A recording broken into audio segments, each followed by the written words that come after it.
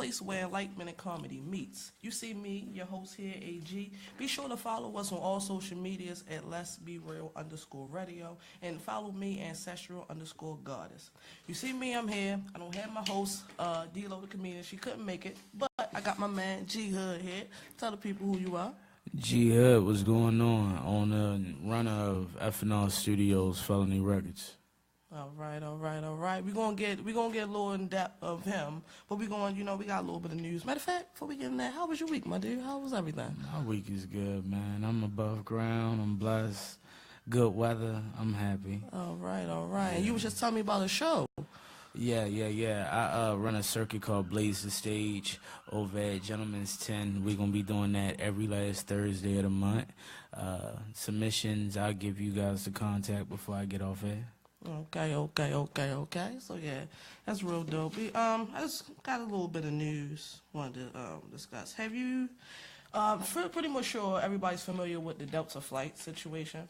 Now, if you aren't, I'm going to just give you a little bit of insight. Two ladies were fighting. They started throwing clothes at each other, and they started fighting. Then the pilot comes over, punches the lady in the mouth, and then walks away. Oh, shit. Like really. And everyone is talking about, white privilege, quote unquote, and things of that sort. Yeah, it's a video floating around, so, just wanted to get... Your face is just like, wait a minute. Yeah, damn, that's real. Yeah, because I'm supposed to be flying out Delta on the 18th. Oh, shit, don't get in no fights. Shit, me, man. Yeah. So everyone is talking about that and saying, basically the white privilege of the situation. Mm-hmm. And it's just like, that white privilege does exist, whether you believe it or not. So that is, really wild. Also, in other news, this is ratchet news. Cleveland, they are looking for a mom who pulled out a gun on a barber because the barber wasn't quite finished her son's haircut in time. Yeah, seriously. He just keeps looking like, yo. Niggas get earthy about shape-ups. About shape-ups. Like, little boy, he was like 6 years old. That's really, crazy. 6 years old. It's a video of that. You can look that up. The video's floating around. But, yeah, she really, pulled out the hammer and cocked it. Was like, yeah. I got 2 clips. I'll put one in you. Jeez, yeah, people are crazy out here. In other news, of course, Sierra dropped a baby. Okay. So that's good. Congratulations to her. Congrats. And in spiritual news, we had a new moon in Taurus. So it was about, prosperity and self-reflection and things of that sort. So, yeah, that's just a little bit of news coverage for the past week. Of course, y'all missed us last week, but we're still here. So, my dude, what's going on? Everything. All right. Well, can you let us know a little bit? Oh, man. Well, currently, I'm working on my album, Cigar Music. Okay. I'm working on a bunch of albums for a lot of local artists. Working with Red Cafes, Camp, Shakedown ENT. Shout out to my people up there in NY. All right. I'm looking forward to getting up in OVO Fest with my bro Cassius. Shout out to Cassius, $1 Million Walk, doing big things up there in New York. But we should be in Toronto August 3rd. Okay. Just working on a lot of projects, trying to have my hands in a little bit of everything. Okay. So I was reading a little bit of your bio. You say you went to school for engineering and stuff like that. So tell us a little bit about that. Okay. How was that? Well, I started off rapping and all when I was in middle school. Okay. But after high school, I decided to go to Morgan State, and I had pursued business marketing. And while I was sitting in class, I'm like, man, this ain't what I want to do. Like, I've been going to all these studios. I got a little bit of equipment in the crib. So I said, man, I'm going to find a school that specializes in engineering. I had found out about the school down in Florida named Full Sail.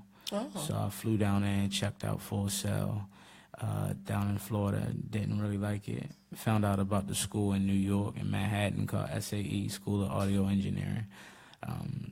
Did well up there. Also earned me a little internship with MBK, my brother's Keep Entertainment. That's Alicia Keys' management company. Okay. So I did my thing in New York, got my certification, came back home, bust shit wide open, opened up the studio. Just ready for it. Yeah. Went all the way in with it. That's dope. That's definitely dope. So have you, within the schooling, Because I know a lot of people don't really like go to school for it. Right. Can you tell us like a big difference? Oh, absolutely. You learn things beyond the boards, like learning a business, which is very important, especially like with having an internship. It taught me a lot of things. I used to just sit and dream about getting a deal as a rapper, and I was like, man, look, I'm a bust the game wide open if I get a deal. Like I'm hot. Right. And once you start hanging around these labels and you start doing the footwork, you start to see the struggle, and you notice that I'll probably be better off doing it by myself. Okay. And so I just picked up a lot of things, being around professionals and being around people in the industry, and I was able to see what's beyond the smoke and mirrors. So I brought it back home and applied it. Okay. So is it one life lesson? Well, in fact, what was the first life lesson that you learned? First life lesson was not to take no for an answer. Okay. Not to take no for an answer.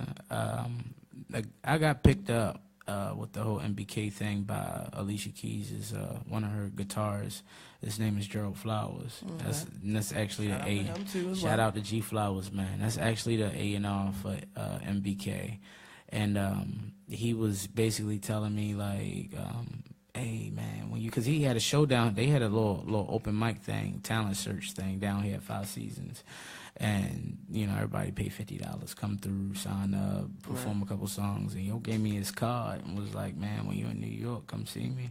So I'm thinking he blowing smoke. Right. You get 200 people to line up with $50. That's a lot of money for you to make in one quick day. But he didn't know that his office was 3 blocks away from my school in New York, and he wasn't anticipating on me being in class the next day. So I said, "Fuck it, I'm gonna skip class." Yeah, I skipped class, got to the lobby, and they called upstairs and was like, "Man, G, you got somebody down here." And they said my name, and he was talking to somebody. Was like, "Yo, that sound familiar." And I was like, "Weren't you in Baltimore last night?" He was like. Yo wasn't ready for that. Yeah, he was like, oh shit, he really is. So whoever he was talking to was sitting next to him, and he was like, yo, this dude really is. I said, yeah, I could still hear you. Like, you on speakerphone, bro. So you gonna let me upstairs and give me a chance to talk to you or not? Like, cause I ain't leaving here with nothing. I'm not leaving empty-handed. You gotta give me something, right? And it went from it being about a deal to me just humbling myself, saying, you could just give me a job, and things just took off from there. Wow, that sounds like an amazing story. Kind of like fate, kind of like Absolutely. How everything works out. Absolutely. That's really good. That's definitely really good. So you say you've been rapping since a kid, right?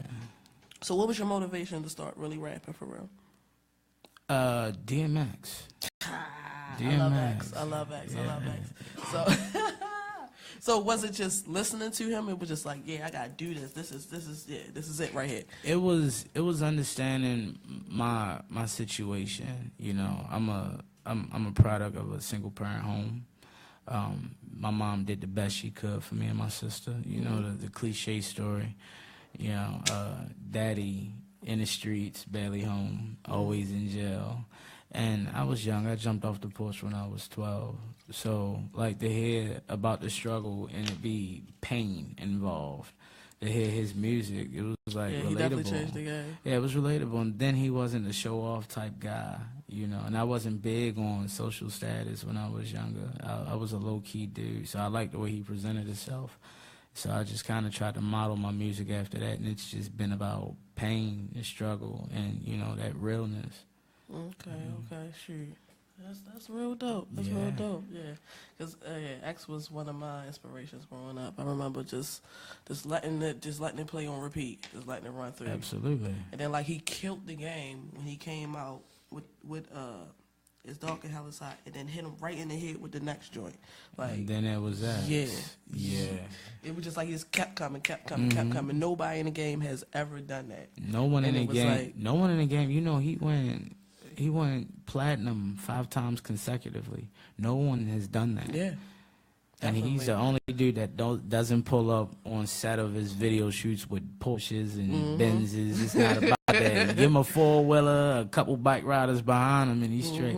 By the way, shout out to Double R, man. Yeah. And they doing reunions tours, man. So yeah, when they definitely come, I'm going. I used to love the Rough Riders. Trust Absolutely. me. Yeah. There was definitely a lot of motivation, and plus being, you know, from Baltimore, you know, New York is a big influence on a lot of things here. So yeah, that was definitely. So, Ax, what was it, a certain song or just the whole everything? Honestly, the one song that caught me was "Slippin'."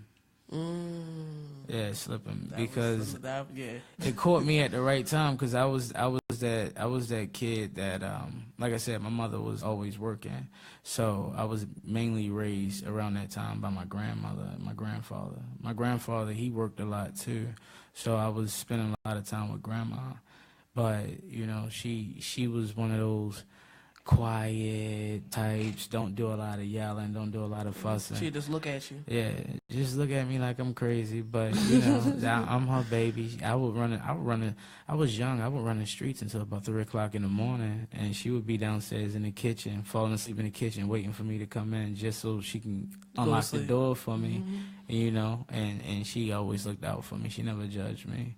And so I kind of felt, shout out to grandma. Yeah, shout out to J Hood, man. I always felt like the concept behind slipping applied. It was relative. Okay. Yeah. Okay. Yeah, that's definitely dope. So I was gonna ask you what was your favorite artist growing up, but I'm guessing X is one of them. X is one of them. So you have any other favorites? Yeah. I like Big Pun. Okay. I think that he was a consistent artist. I like all the originals. I'm an AZ fan. You know. Firm. Yeah. I like all that. I like everything that came out of Queensbridge. You know, I'm a Capone and Noriega fan. Yeah. You know, live on CNN. I'm all that. Like, I came up on the mixtape verge, you know, with the DJ Clues and the Who Kids. You know, so that was my thing. Cool. All right. So we're going to go to a quick break real fast.